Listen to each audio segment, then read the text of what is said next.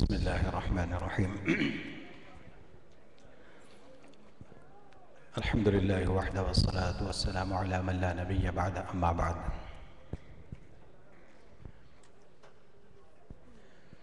سورہ لقمان پہ بات ہوئی تھی، انشاءاللہ سورہ لقمان کی آخری آیت کے حوالے سے بھی بات کروں گا، لیکن اس کے بعد جو سورت آتی ہے سورہ سجدہ۔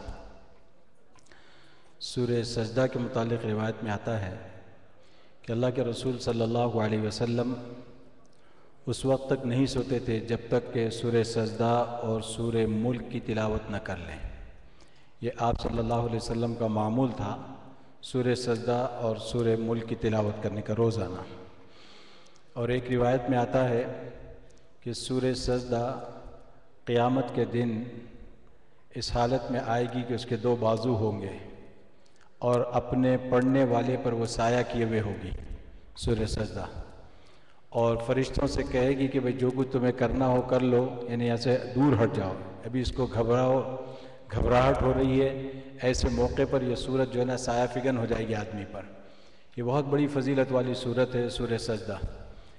اسی سے جو ہے نا جب یہ سورہ سجدہ کی بات آتی ہے تو اسی حوالے سے ان صورتوں کو بھی ہمارے ذہن میں آنا چاہیے کہ جن کے متعلق اللہ کے رسول صلی اللہ علیہ وسلم نے ہمیں بتایا کہ بھئی روزانہ کے معمولات میں وہ صورتیں ہونی چاہیے۔ جس سورہ سجدہ کے متعلق آیا کہ آپ صلی اللہ علیہ وسلم روزانہ رات میں مغرب کے بعد سے سونے تک اس کی ضرور تلاوت فرماتے ہیں، مغرب کے بعد یا عشاء کے بعد۔ اور سورہ ملک کا بھی، سورہ ملک کا معاملہ یہ ہے کہ عذاب قبر سے حفاظت کرنے والی صورت ہے۔ جو شخص روزانہ سورہ ملک کی تلاوت کرے سونے سے پہلے عذاب قبر سے حفاظت کا ذریعہ ہے، اللہ کے رسول صلی اللہ علیہ وسلم نے فرمایا۔ اور یہ بہت آسان سی چیز ہے، 4 منٹ لگتے ہیں مشکل سے، اگر آپ کچھ دن بعد یاد کرتے کرتے پڑھتے پڑھتے آپ کو یاد ہو جائے گی اور آپ جو ہے نا چلتے پھرتے اس کو پڑھ سکتے ہیں۔ گھر میں داخل ہونے سے جب آپ پڑھنا شروع کریں گے بستر تک پہنچتے پہنچتے ختم ہو جائے گی، اتنی مختصر، لیکن عادت کی بات ہے، توجہ کی بات ہے۔ اور دوسری بات سورہ یاسین شریف کے متعلق آتا ہے کہ سورہ یاسین جو ہے روزانہ صبح پڑھنی چاہیے۔ اللہ کے رسول صلی اللہ علیہ وسلم اس کے بارے میں فرماتے ہیں کہ جو شخص روزانہ سورہ یاسین کی تلاوت کرے اللہ کی رضا کے لیے، اللہ تبارک و تعالیٰ اس کے دن بھر کے کاموں کے کفیل ہو جاتے ہیں۔ اس دن کیسا بھی کام ہو، آپ کا کوئی بڑا سے بڑا کام ہو، اللہ تبارک و تعالیٰ اس کی کفالت فرماتے ہیں۔ اسی طرح روایت میں آتا ہے کہ اگر مغرب کے بعد پڑھ لے تو صبح تک کے کاموں کے اللہ حفاظت فرماتے ہیں، لیکن کم از کم فجر کے بعد اس کو روزانہ 1 مرتبہ اس کی تلاوت کر لے۔ اور سورہ دخان کے متعلق آتا ہے کہ شب جمعہ سے لے کر جمعہ کے دن تک کسی وقت بھی اس کی تلاوت کر لے۔ اور سورہ کہف کے بارے میں بات آ چکی ہے کہ سورہ کہف ہر جمعہ کو، یعنی اسی طرح جمعرات کے دن، یعنی جیسے جمعرات ختم ہوئے مغرب سے لے کر پورا جمعہ کا دن، جمعہ کے دن مغرب تک اس کی تلاوت کر لی جائے۔ اس کے بڑے فوائد بتائیں اللہ کے رسول صلی اللہ علیہ وسلم نے سورہ کہف کے۔ اور اسی طریقے سے ایک سورت آتی ہے سورہ واقعہ۔ سورہ واقعہ کی بڑی فضیلت اللہ کے رسول صلی اللہ علیہ وسلم نے بیان فرمائی ہے، اور فرمایا کہ سورہ واقعہ ایسی سورت ہے کہ جو روزانہ اس کی تلاوت کرے مغرب کے بعد اس کو کبھی فاقہ نہیں ہوگا، کبھی وہ شخص مفلس نہیں ہوگا۔ کتنی بڑی گارنٹی اللہ کے رسول صلی اللہ علیہ وسلم کی طرف سے، بڑی بات ہے، بڑی زبردست بات ہے۔ اس کے اوپر ایک واقعہ بھی ہے روایتوں میں، پوری طرح ذہن میں نہیں ہے لیکن اس کا خلاصہ میں آپ کے سامنے پیش کرتا ہوں۔ عبداللہ ابن مسعود رضی اللہ تعالیٰ عنہ کا انتقال کا وقت ہوا تو آپ کے انتقال کا وقت قریب تھا۔ سیدنا عثمان غنی رضی اللہ تعالیٰ عنہ آپ کی عیادت کے لیے تشریف لے جاتے ہیں۔ پوچھا کہ بھئی کیا حال ہے؟ کہا کہ بھئی ٹھیک ہے۔ کہا بھئی کیا مرض ہے؟ تو بولا کہ بس کچھ نہیں۔ کیا بیماری ہے؟ تو بولے جس نے دوائی دینی اسی نے مجھے بیمار کیا ہے۔ اب اس طرح کی ان کے مکالمے ہیں۔ اس کے بعد انہوں نے عبداللہ ابن حضرت عثمان رضی اللہ تعالیٰ عنہ نے فرمایا کہ اب آپ جا رہے ہیں، اس وقت آپ کی ان کی کوئی نرینہ اولاد نہیں تھی، ان کی بیٹیاں تھیں۔ انہوں نے فرمایا کہ یہ رقم ہے، یہ رقم رکھ لیجئے، آپ کے بعد بچیوں کے کام آئے گا۔ حضرت عبداللہ ابن مسعود رضی اللہ تعالیٰ عنہ نے فرمایا کہ آپ کو میری بیٹیوں کے بارے میں میرے بعد فقر و فاقے کا اندیشہ ہے، ان کے متعلق آپ اس کا اندیشہ کرتے ہیں؟ فرمایا کہ میں نے اللہ کے رسول صلی اللہ علیہ وسلم سے سنا ہے جو کوئی روزانہ سورہ واقعہ کی تلاوت کرے مغرب کے بعد اس کو کبھی فقر و فاقہ نہیں آئے گا، اور میری بیٹیاں روزانہ اس کی تلاوت کرتی۔ کیسی نصیحت ہے اور کیسے باپ ہیں دیکھیے۔ خود تو پڑھتے ہی تھے، اس کے ساتھ ساتھ اپنی اولاد کو بھی اس پر لگایا ہوا تھا۔ یہ بہت زبردست سیکھنے کی چیز ہے۔ بہت سی مرتبہ ہم تو اہتمام کر لیتے ہیں گھر میں، بعض مرتبہ آپ نے دیکھا ہوگا باپ اہتمام کر لیتا ہے، کبھی کبھی معاملہ الٹا ہوتا ہے، ماں جو ہے نا زیادہ اہتمام کرتی ہے، بہت سے وظائف کا، چیزوں کا، وظیفوں کا بھی معاملہ بہت زبردست ہے ہمارے پاس۔ یہ سب وظیفے بتا رہا ہوں آپ کو، یہ وہ تعویذ والے وظیفے نہیں ہیں، لیکن یہ وہ وظیفے جو حدیثوں میں آئے ہیں۔ لیکن جب وظیفوں کی بات آتی ہے تو ہم کو کوئی تعویذ بنا کے دے تبھی جو ہے نا دل کو لگتی ہے، ایکسکلوسیولی ہمارے لیے ہو، بس خاص ہو، یہ تو سبھی کو پتہ ہے۔ اب کہاں سے لائیں گے بھائی الگ سے کوئی چیز؟ اب اگر الگ سے کوئی چیز لاتے ہیں تو پتہ نہیں اس میں اثر ہوگا نہیں ہوگا، ہم کو خود نہیں معلوم۔ لیکن جو اللہ کے رسول صلی اللہ علیہ وسلم نے باتیں بتائی ہے، اگر ہم اس کو یقین کے ساتھ پڑھیں گے تو برابر اس کے اثرات ہوتے ہیں۔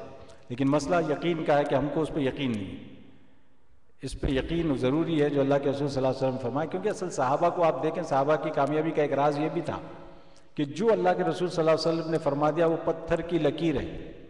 پہاڑ ادھر سے ادھر ٹل سکتا ہے اور جو ہے نا آسمان زمین پہ آ سکتا ہے، لیکن وہ اگر یہ کہیں گے بھائی صحابہ اللہ کے رسول نے یہ بات فرمائی ہے تو میں کبھی غلط نہیں ہو سکتی، اتنا یقین ان کو ہوتا تھا۔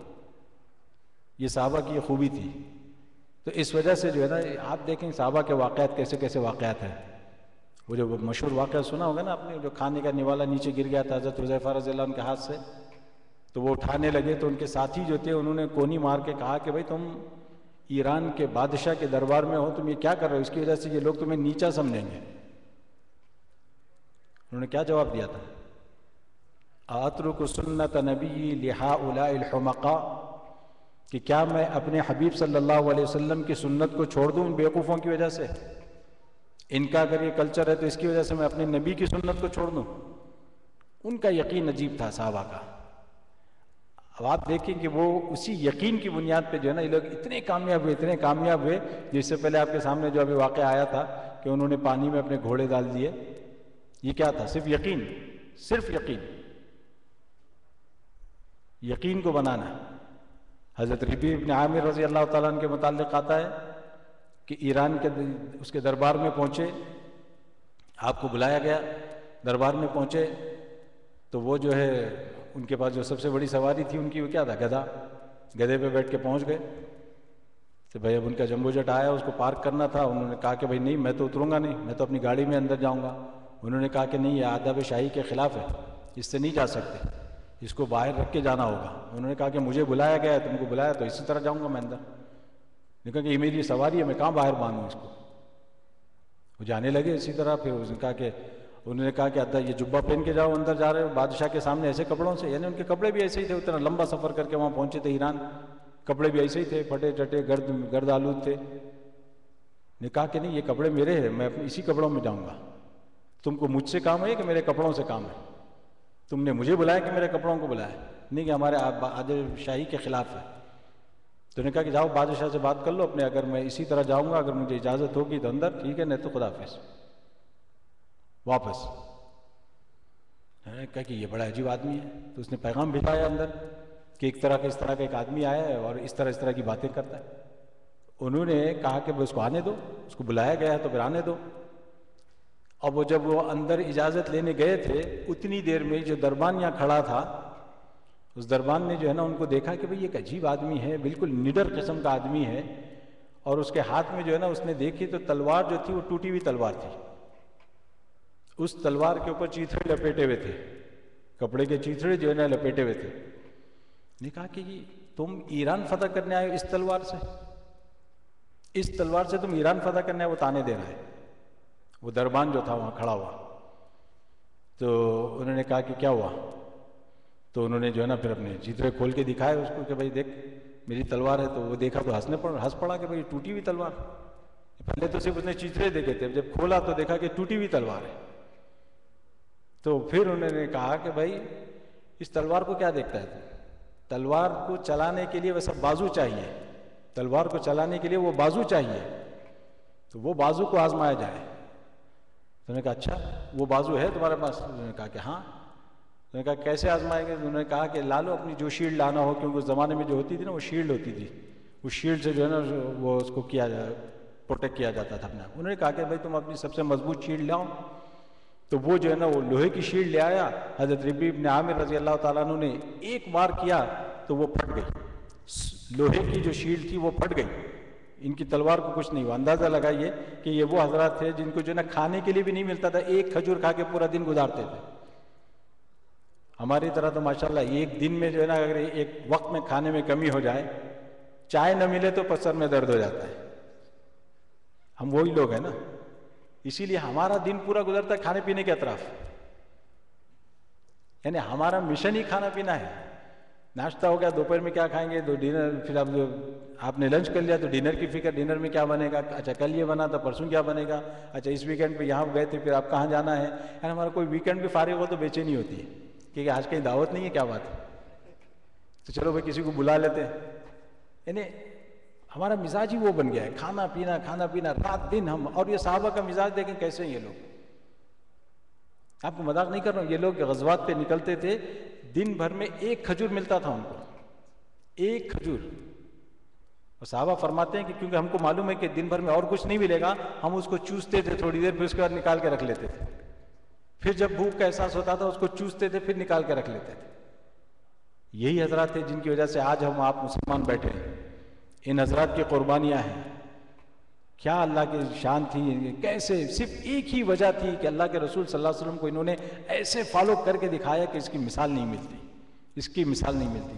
یہ وہ صحابہ کرام ہیں، انہوں نے اللہ کے رسول صلی اللہ علیہ وسلم سے سچی محبت کر کے دکھائی، سچی محبت، جس کو محبت کہا جاتا ہے نا، اسی محبت کا تقاضا ہے کہ آپ کی اتباع کی جائے۔ ہم اللہ کے رسول صلی اللہ علیہ وسلم کی اتباع کیوں کرتے ہیں؟ اللہ کے رسول کی محبت کی وجہ سے، سچی محبت کی وجہ سے۔ کسی سے کسی کو عشق ہو جائے، پھر آپ دیکھیں آدمی اس کا دیوانہ ہو جاتا ہے، اس کو جو چیز پسند ہے وہ اختیار کرنے لگتا ہے خود۔ جب میرے عاشق کی نظر مجھ پہ، میرے معشوق کی نظر مجھ پہ پڑے گی تو وہ خوش ہو جائے گی۔ بھائی اس کو جو ہیئر اسٹائل پسند ہے آپ وہی ہیئر اسٹائل بنائیں گے، جس کلر کے کپڑے اس کو پسند ہے آپ وہی کپڑے پہنیں گے، جس کلر کی گھڑی اس کو پسند ہوگی آپ وہی گھڑی لگائیں گے۔ مطلب یہ کہ کوئی چیز ایسی نہیں ہوگی، لیکن بات وہی ہے کہ واقعی سچا عشق ہے یا پھر ایسی چلتے پھرتے وہ گلی کی وہ مل گئی تو اس کے پیچھے، دوسری کل مل گئی تو اس کے پیچھے، ایسا نہیں۔ صحابہ کا معاملہ ایسا نہیں تھا، صحابہ نے بس ایک ہی ذات کو پکڑا تھا، اللہ کے رسول صلی اللہ علیہ وسلم، اور ایسا پکڑا کہ بس رہتی دنیا تک، یعنی قیامت تک کے لیے مثالیں قائم کر دی صحابہ کرام نے۔ صحابہ کرام کی زندگیوں کو پڑھنا بہت ضروری ہے۔ میں جب بھی ہر سال اس مضمون پہ آتا ہوں تو مجھے جو ہے نا ایک عجیب سی ایک وہ محسوس ہوتی ہے کہ صحابہ کا مقام جو ہے نا ہم نے نہیں سمجھا، اور صحابہ کے بارے میں ہم کچھ بھی نہیں جانتے، کچھ بھی نہیں جانتے۔ صحابی کیا ہوتے ہیں، صحابہ کی کیا شان ہے، اور صحابہ کیسے تھے، ان کی ہسٹری کیا تھی، کون کون کس معاملے میں مشہور تھے۔ کیونکہ صحابہ کے اندر ہر قسم کے صحابی ملیں گے آپ کو، کوئی بہت بڑا صوفی ہے، کوئی بہت بڑا کرنل ہے، کوئی بہت بڑا جنرل ہے، کوئی بہت بڑا لیڈر ہے، اور کوئی بہت بڑا جو ہے نا فلسفی ہے، سب ملیں گے آپ کو صحابہ کرام کے اندر، ہر ایک ہے۔ لیکن اٹھا کے دیکھنے کی ضرورت ہے، ان کی زندگیوں کو پڑھنے کی ضرورت ہے۔ آپ دیکھیں کہ اپنا ٹارگٹ بنا لیں، اگلے سال تک کم از کم 4 خلفاء کی زندگی کو پڑھ کے دیکھیں انشاءاللہ۔ اگر آپ نے پڑھ لیا ہو اپنی زندگی میں تو دوبارہ اس کو ریویو کر لیں، اگلے سال تک زندگی رہی تو انشاءاللہ پھر ملاقات ہوگی، آپ سے پوچھوں گا ہوم ورک انشاءاللہ کچھ ہوا کہ نہیں۔ میں زیادہ لمبا ہوم ورک نہیں دے رہا ہوں، پورے سال میں 4 خلفاء کے، ایسا نہیں کہ صرف نام دیکھ لیا کہاں پیدا ہوئے کب پیدا ہوئے، نہیں، ان کے کارنامے، انہوں نے کیا کیا، کیا ادھر ہسٹری دیکھیں اٹھا کے۔ جب آپ حضرت عمر رضی اللہ تعالیٰ عنہ کی ہسٹری پائیں گے تو آپ کی گاڑی رک جائے گی، رمضان آ جائے گا دوسرا۔ ہاں، اتنی جو ہے نا انٹرسٹنگ ہسٹری ہے۔ تو صحابہ کرام کا معاملہ جو ہے نا ہمارے لیے ایمان کا معاملہ ہے، صحابہ سے محبت، صحابہ کا ادب، صحابہ کا احترام، صحابہ کے مقام کو پہچاننا، یہ ہمارے لیے ہمارے ایمان کا جز ہے۔ کیوں کہ آپ تھوڑی دیر کے لیے یہ کریں کہ آپ کہیں گے کہ بھئی ٹھیک ہے صحابہ کی کیا ہے، ٹھیک ہے ہم تو حضور کو مانتے ہیں، حضور کو فالو کرتے ہیں۔ بھئی حضور تک کیسے پہنچیں گے آپ؟ حضور تھے آپ کو کیسے معلوم؟ یہی حضرات ہیں صحابہ کرام، انہوں نے ہی ہمیں بتایا ہے کہ ایک ایسی شخصیت تھی جن کو ہم نے سنا، جن کو ہم نے دیکھا، جن کو ہم نے یہ کرتے دیکھا، یہ کرتے دیکھا، یہ کہتے سنا، یہ کہتے سنا، پوری یہ سب نقل کرنے والے کون؟ صحابہ ہے۔ یہ قرآن ہم تک کیسے پہنچتا ہے؟ قرآن نقل کرنے والے کون ہیں؟ یہی صحابہ کرام، یہی صحابہ کرام ہے۔ اس وجہ سے صحابہ کے مقام کو پہچاننا، ان کی عظمت کو جاننا ہمارے ایمان کا حصہ ہے۔ اس وجہ سے میں اس پہ بہت زور دیتا ہوں، جب ہم یہاں پہنچتے ہیں تو بات اصل کچھ اور چل رہی تھی۔ کس پہ بات چل رہی تھی جی؟ نہیں وہ تو خیر یہ وظیفے کے اوپر سے بات چلی تھی اصل۔ تو وظیفے جو پڑھنے کی جو بات آ رہی تھی، تو وظیفے جو ہے نا جو اللہ کے رسول صلی اللہ علیہ وسلم نے بتایا ان وظیفوں کو پڑھیں اور یقین کے ساتھ پڑھیں، اس پہ بات چل رہی تھی۔ یقین کے ساتھ آپ پڑھیں گے اللہ آپ کے ساتھ ویسے ہی معاملہ فرمائیں گے۔ اور سورہ یاسین کی برکت آپ کو بتاؤں میں، جس مقصد کے لیے آپ سورہ یاسین پڑھیں گے اللہ تبارک و تعالیٰ اس مقصد میں کامیابی عطا فرمائیں گے۔ وہی بات یقین کی ہے، کتنے یقین سے آپ کرتے ہیں، کتنے یقین سے آپ کرتے ہیں، یہی بات ہے بس۔ کیونکہ بہت سی مرتبہ کیا ہوتا ہے، ڈاکٹر کے پاس آپ جاتے ہیں بڑے مرض کی وجہ سے، دیکھتا ہے بھائی مرض وغیرہ کچھ نہیں ہے لیکن اس کو ایک واہمہ ہو گیا ہے، تو کیا کہتا ہے ٹیلینال دے دیتا ہے اچھی سی پڑیا میں بن کے، تو آپ جو ہے نا کھا لیتے ہیں، ہاں یہ درد کی گولی ہے۔ اس یقین کی وجہ سے وہ درد آپ کو تھوڑے دن کے 2 دن کے بعد پوچھیں ہاں اب درد نہیں ہے۔ اب اس ڈاکٹر کے ساتھ آپ پوچھیں گے تو اس کو ہنسی آئے گی کہ بھائی ٹھیک ہے میں نے تم کو دوائی نہیں دی تھی، وہ تمہارا صرف یقین تھا، جو بلیف تھا جو تم کو جو ہے نا، اور اچھی سے اچھی دوائی بھی آپ بغیر بلیف کے کھائیں گے تو وہ معاملہ بس ایسے ہی ہے۔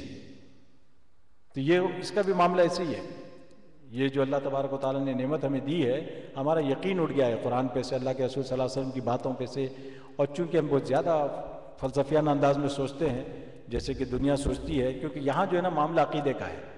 عقیدے میں جو ہے نا عقل کام نہیں کرتی، عقل کو تھوڑی دیر کے لیے بازو رکھ دیا جاتا ہے۔ تو یہ جو اللہ کے رسول صلی اللہ علیہ وسلم نے جو وظیفے بتائے ہیں، اور اسی طریقے سے ان کے ساتھ ساتھ روزانہ کی دعاؤں کا اہتمام کریں۔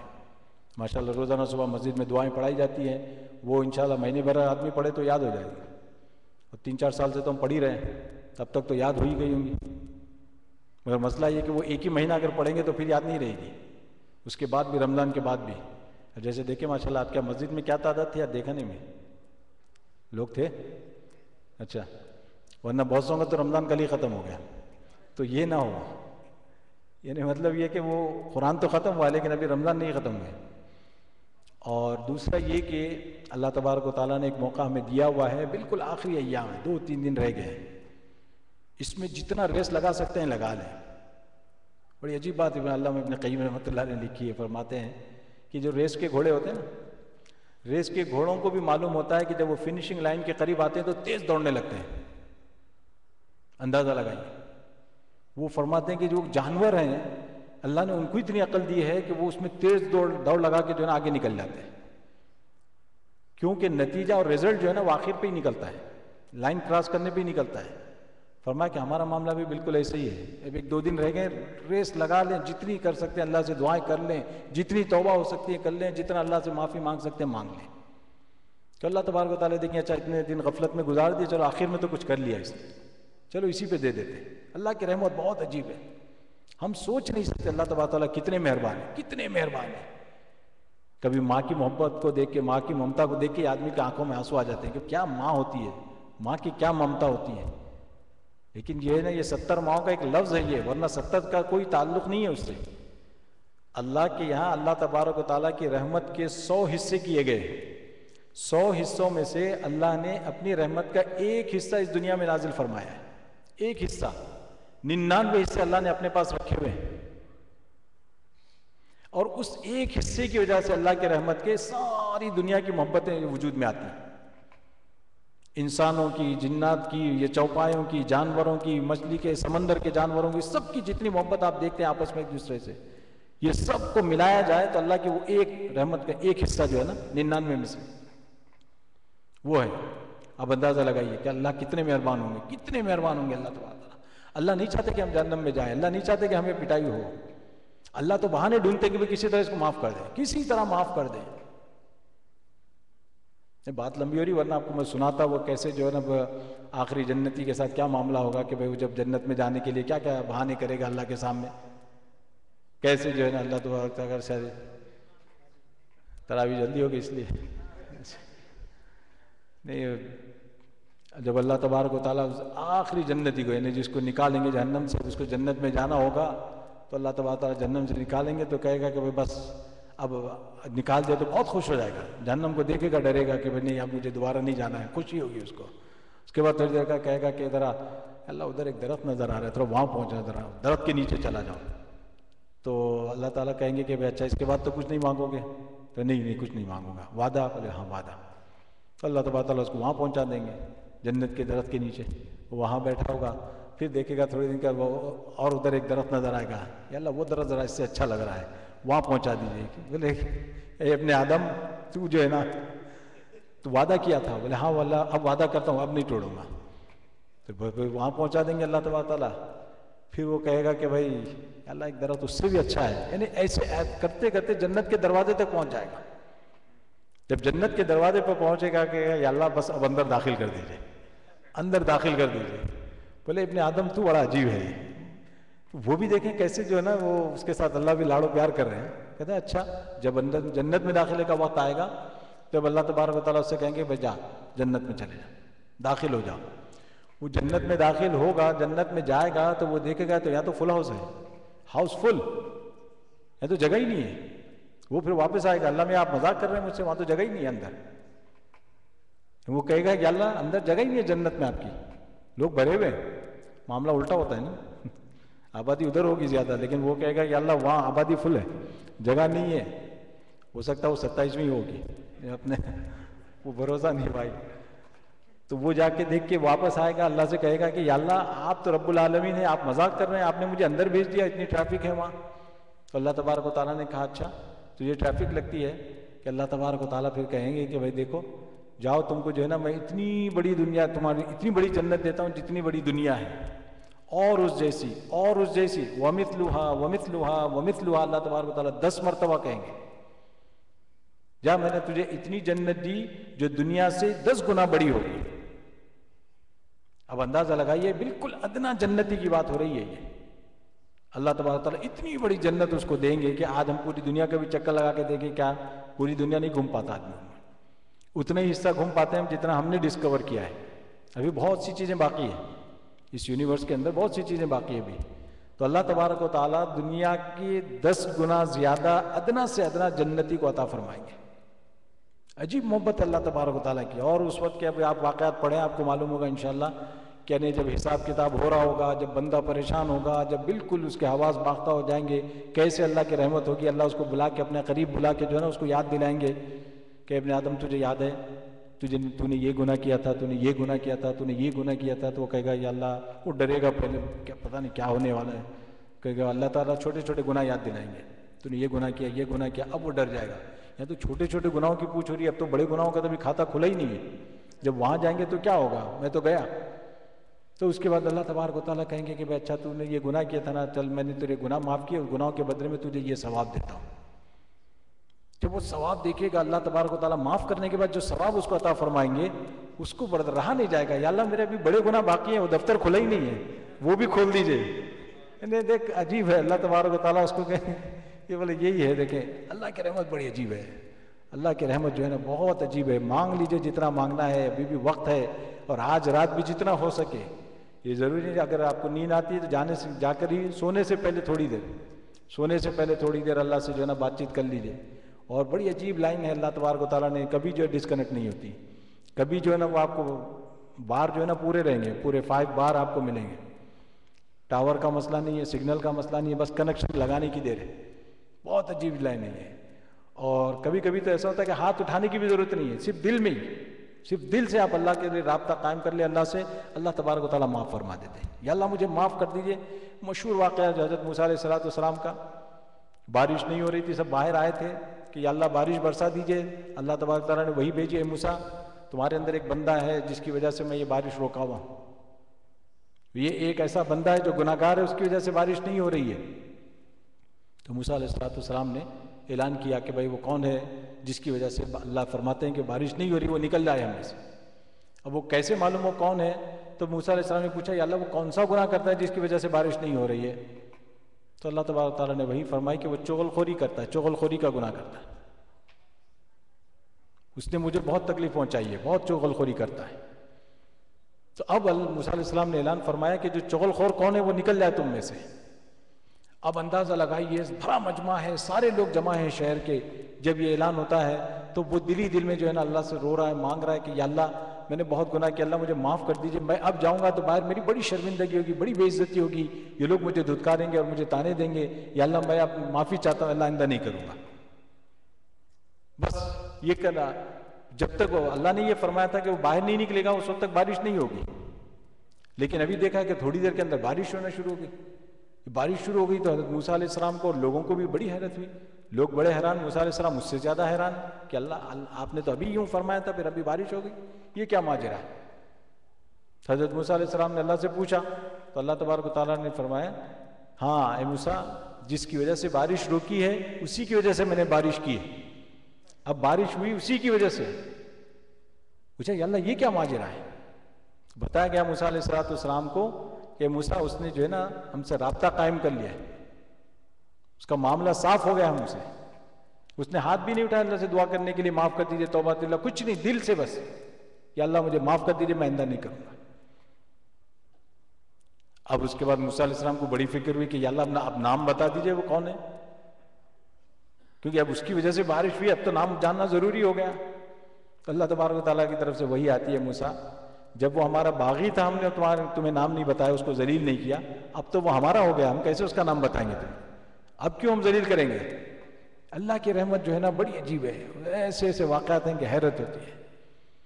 تو اسی لیے میں یہ کہہ رہا ہوں بھائی، ابھی بھی جو ہے نا 24 آور 48 آور جو بھی ہمارے پاس رہ گئے ہیں، ایک ایک گھڑی کو قیمتی جانے، چلتے پھرتے بھی اللہ سے رابطہ رکھیں۔ کوئی ضروری نہیں ہے کہ آپ بیٹھ کر ہی بالکل قبلہ رو ہو کر ہی اللہ سے مانگتے رہیں، بستر پہ لیٹے لیٹے اللہ سے دعا کر لیں، لیٹے لیٹے اللہ سے مانگ لیں۔ اور بہت سی ضرورتیں انسان کی ہوتی ہے، بہت سی مرتبہ یاد نہیں آتا، ان کو بھی مانگتا رہے، یا اللہ مجھے یہ بھی دے دیجئے، مجھے یہ بھی دے دیجئے، مجھے یہ بھی دے دیجئے۔ جیسے بزرگان دین نے کیا فرمایا کہ اللہ سے مانگنا سیکھ لے آدمی، اور مانگنا کیا ہوتا ہے؟ حقیقت میں اللہ سے تعلق والی بات ہے، بس کنیکشن، اللہ سے کنیکشن، یہ جو ہے ہم اس کو سیکھ لیں۔ تو وہ سورہ لقمان کی آخری آیت کا میں نے وعدہ کیا تھا کہ وہ آخری آیت میں اللہ تبارک و تعالیٰ نے جو 5 چیزیں بیان فرمائی ہے، ان اللہ عنده علم الساعة وینزل الغیث ویعلم ما فی الارحام، یہ 5 چیزوں کا علم صرف اللہ کے پاس ہے، قیامت کا علم، بارش کا علم، اور پھر جو اس کا کون آدمی کیا کھائے گا، کون آدمی کہاں مرے گا، یہ جو ہے نا اللہ تبارک و تعالیٰ نے کچھ ایسی 5 چیزیں بیان فرمائی ہے، فرمایا کہ ان 5 چیزوں کا علم سوائے اللہ کے کسی کو نہیں ہے۔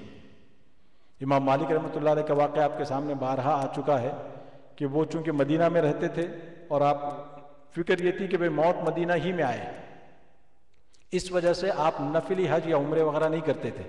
اس زمانے میں سفر بڑے لمبے ہوتے تھے، اگر راستے میں انتقال ہو گیا تو پھر کہیں بھی دفنا دیں گے، جہاں انتقال وہ وہیں دفن ہو جائیں گے، تو آپ مدینہ نہیں چھوڑتے تھے۔ اب جو ہے آپ کو یہ فکر ہوئی کہ بڑی تمنا ہوئی کہ بھئی کچھ عمرہ کرنا چاہیے، بہت عرصہ ہو گیا، جیسے ہوتا ہے نا تمنا ہوتی انسان کو بہت دن ہو گئے عمرہ کرنا چاہیے۔ امام مالک رحمۃ اللہ علیہ نے فرمایا کہ لیکن وہی بات ہے، اندیشہ وہی ہے کہ اگر انتقال ہو جائے تو، لیکن ان کو یہ ہوا کہ چلو اللہ کے رسول صلی اللہ علیہ وسلم سے زیارت ہوگی تو پوچھ لوں گا کہ کتنے دن باقی ہیں۔ اللہ کے رسول صلی اللہ علیہ وسلم کی ہمیں زیارت ہوئی تو پوچھا یا رسول اللہ میری عمر کتنی باقی ہے کہ میں عمرہ کر لوں؟ تو اللہ کے رسول صلی اللہ علیہ وسلم نے خواب میں اپنا ہاتھ دکھایا، اپنا دست مبارک دکھایا امام مالک کو اس طریقے سے، امام مالک کو اس طرح دست مبارک دکھایا، آنکھ کھل گئی۔ اب یہ بڑے پریشان صبح ہو کہ بھئی کیا مطلب 5 سال باقی ہے، 5 مہینے، 5 ہفتے، کچھ پتہ نہیں چل رہا، بہت پریشان ہوئے۔ لیکن اسی زمانے میں بہت بڑے امام، خواب کے جو امام، کچھ دن پہلے ان کا تذکرہ بھی آیا تھا، ابن سیرین رحمہ اللہ تعالیٰ، بہت بڑے امام تھے، بڑے زبردست پرسنالٹی تھی اور بڑے مالدار آدمی تھے۔ تو یہ جو ہے نا امام محمد ابن سیرین رحمۃ اللہ علیہ، یہ خواب کی تعبیر کے امام تھے۔ امام مالک رحمۃ اللہ نے فرمایا کہ بھئی کوئی ہو نہ ہو یہی اس کی تعبیر بتا سکتے ہیں۔ انہوں نے اپنے ایک شاگرد کو بھیجا تو جانا یہ تعبیر پوچھ کے آنا، ایسا ایسا معاملہ ہے، اور نام نہ بتانا کہ بھئی کس نے یہ خواب دیکھا ہے۔ تو یہ گئے محمد ابن سیرین کے پاس اور ان کے شاگرد نے جو ہے نا یہ سب کیفیت بتائی، تو انہوں نے کہا کہ بھئی اچھا یہ خواب ہے، تو انہوں نے کہا کہ یہ خواب آپ کا تو ہو نہیں سکتا، اور یہ جو بھی یہ خواب دیکھے یہ کوئی بہت بڑا عالم ہو سکتا ہے، اور اس وقت مالک سے بڑا کوئی عالم نہیں ہے، ہو نہ ہو یہ خواب مالک کا ہے۔ دیکھیں کیسے وہ جو ہے نا نباز جس کو کہتے ہیں نا، نبض پہ ہاتھ رکھے اور بتا دیا پیٹ میں کیا ہو رہا ہے، آپ کے گڑ گڑ ہو رہا ہے، کیوں ہو رہا ہے، یہ سب جو ہے سب انہوں نے پوری کیفیت بتا دی۔ تو چونکہ شاگرد کو حکم تھا کہ بھئی نام نہیں بتانا، وہ واپس آ گئے خاموشی سے، وہ کہا وہ تو جان گئے بھائی، میرے بتانے سے پہلے ہی وہ جب جان گئے اب میں کیا کروں، بولے جب جان گئے تو بتا دو، ہاں یہ مالک کا ہی خواب ہے۔ تو آپ نے فرمایا کہ بھئی یہ 5 سال 5 مہینے کی طرف نہیں، اس آیت کی طرف اشارہ ہے۔ اللہ کے رسول صلی اللہ علیہ وسلم فرمایا کہ یہ 5 چیزیں ایسی ہیں جن کے بارے میں کسی کو علم نہیں ہے، کہاں مریں گے آپ، کب مریں گے آپ، کس زمین میں آپ کی موت ہوگی، یہ کوئی نہیں جانتا، یہ تو صرف اللہ ہی کو معلوم ہے، اللہ ہی کے پاس اس کا علم ہے، یہ مطلب ہے اس کا۔ اب آپ دیکھیں کہ بھائی خواب کدھر ہے، کیا دکھایا جا رہا ہے، اور 5 چیزیں، چونکہ اسی لیے خواب کی تعبیر دینا بہت بڑا فن ہے. یہ انگلش والا فن نہیں ہے بھائی، ذرا خیال رکھنا، خاص طور پہ میں کنفیوژن ہوتا ہے یہاں بہت زیادہ.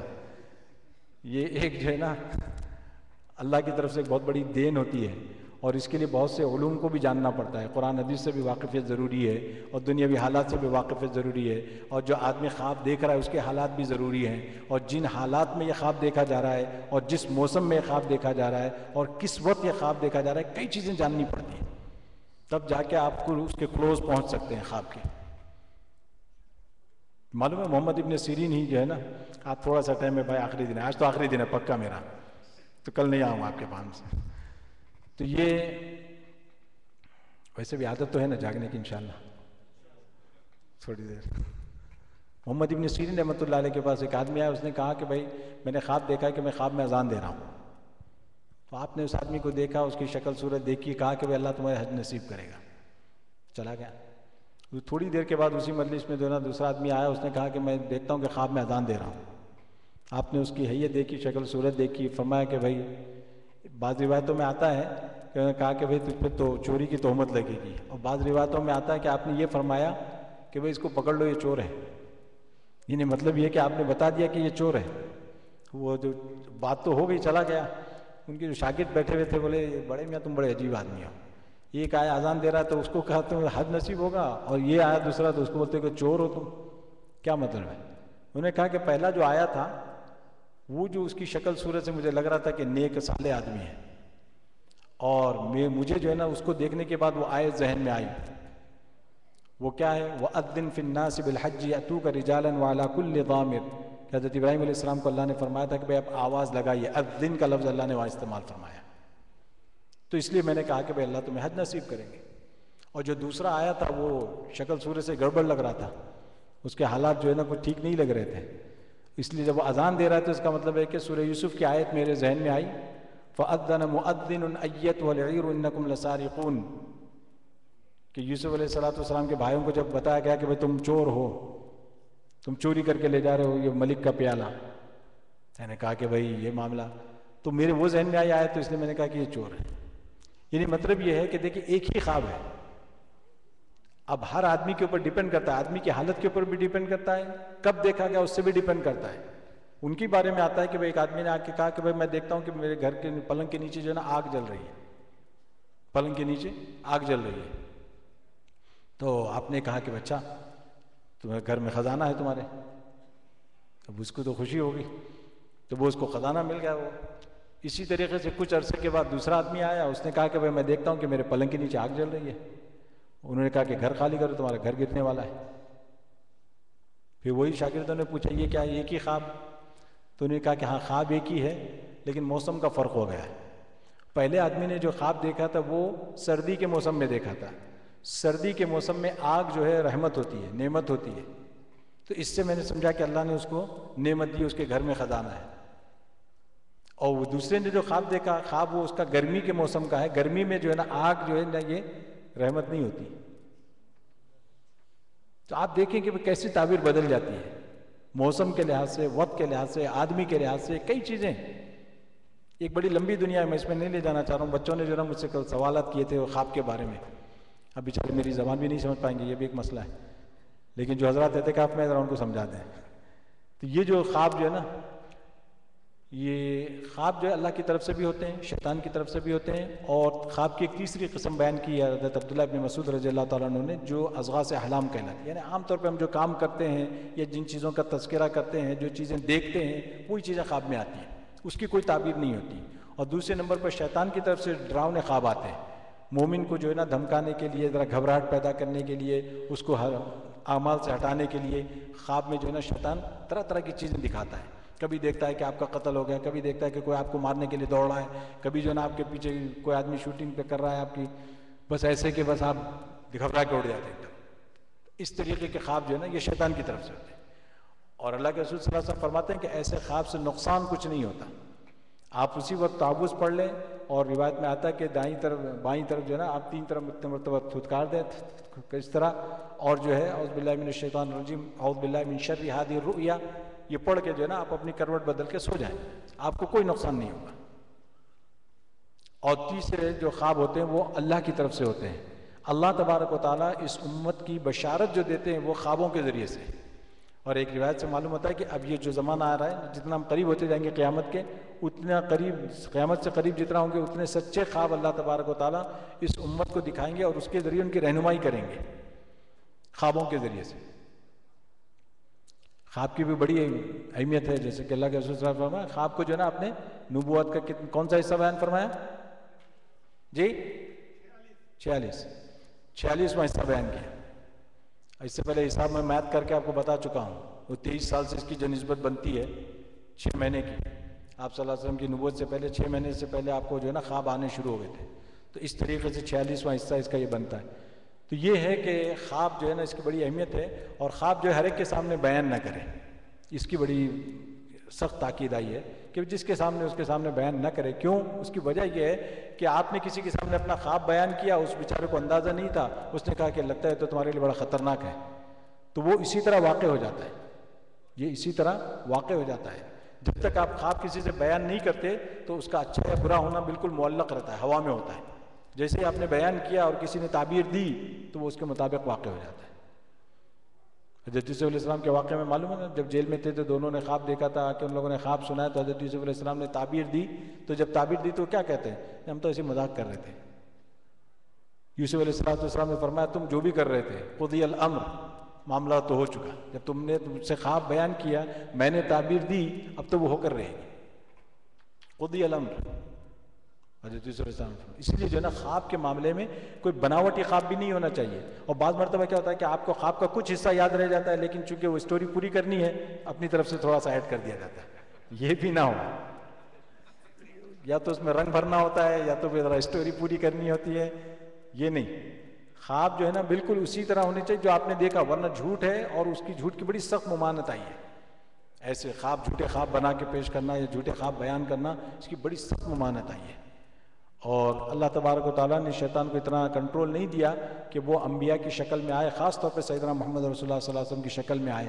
اسی لیے اگر کسی کو خواب میں اللہ کے رسول صلی اللہ علیہ وسلم کی زیارت ہوتی ہے تو حقیقت میں اس نے اللہ کے رسول صلی اللہ علیہ وسلم ہی کو دیکھا ہے۔ تو یہ جو ہے اس میں یاد رکھے۔ اور ایک روایت سے معلوم ہوتا ہے کہ حضرت عمر کی شکل میں بھی وہ نہیں آ سکتا خواب میں۔ اگر کسی نے حضرت عمر کو خواب میں دیکھا ہے تو حضرت عمر ہی ہیں۔ زندگی میں جب تھے تو وہ جو ہے نا راستہ بدل دیتا تھا، شیطان جو ہے نا حضرت عمر سے بڑا ڈرتا ہے۔ تو یہ جو ہے نا کچھ چیزیں ذہن میں آئی تھی خواب کے حوالے سے، اس وجہ سے جو ہے نا آپ کے سامنے رکھ دی۔ لیکن جو اصل میرا موضوع آج تھا وہ یہی دعائیں، اور اس کو پڑھنے کا اہتمام کریں۔ صبح شام کی دعائیں، گھر سے نکلنے، گھر میں داخل ہونے، بیت الخلاء سے نکلنے کی دعائیں، ہر وقت کی دعائیں اللہ کے رسول صلی اللہ علیہ وسلم نے سکھائی ہیں۔ اگر دعا یاد نہ بھی ہو، کم از کم بس یا اللہ یہ کام کرنے جا رہا ہوں میری مدد کیجیے، اپنی زبان میں بول لیجیے، اپنی زبان میں بول لیجیے، کیونکہ اصل کنیکشن ہے اللہ سے۔ تو یہ قائم ہو جائے گا انشاءاللہ، دیکھیں گے آپ زندگی میں کتنا نور آئے گا۔ اور کوشش کریں چھوٹی چھوٹی سنتوں کو اپنی زندگی میں لائیں۔ ہم محض غفلت کی وجہ سے ان سنتوں سے غافل ہیں۔ جوتا پہننے میں پہلے سنت کیا ہے، کپڑے پہننے کی سنت کیا ہے، جو ہے نا بیت الخلاء میں داخل ہونے کی سنت کیا ہے، یہ سب چیزیں۔ غسل کرتے ہیں تو کیا کیا سنتیں ہیں غسل کی، روزانہ ہم غسل کرتے ہیں، کتنا ثواب ملے گا ہم ان سنتوں کو سنت سمجھ کے کریں گے تو۔ بہت چھوٹی باتیں ہیں، لیکن یہ ہے کہ اس کی طرف توجہ ہو اور اس کو معلوم کر کے اپنی زندگی میں لائیں۔ اللہ تبارک و تعالیٰ مجھے اور آپ کو عمل کی توفیق عطا فرمائے۔ وآخر دعوانا الحمدللہ رب العالمین۔